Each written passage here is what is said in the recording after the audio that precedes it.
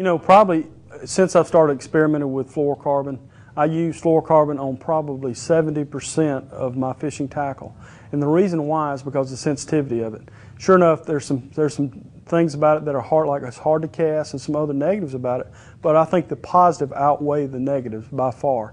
I tell you, I've caught so many more fish, I believe, and you get so many more strikes because of fluorocarbon. That's why I use it. But it's not good for all techniques, such as top water. If you're using top water, you want a line that floats. You know, fluorocarbon sinks, but top water, you'd want a line that floats. You certainly wouldn't want to throw your top water lure out there with a line that sinks down and affects the way that bait works in the water.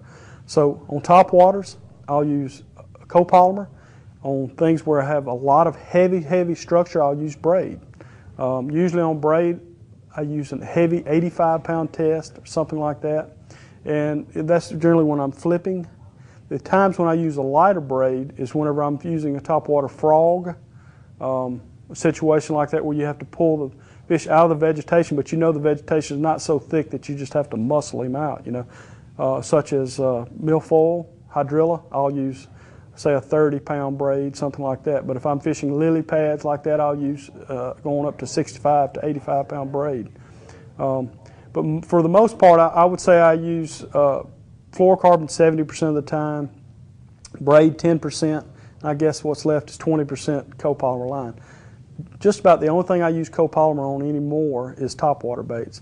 And that comes with the territory. I know it's a more expensive line, but like I said, some of the positives certainly outweigh the negatives of it.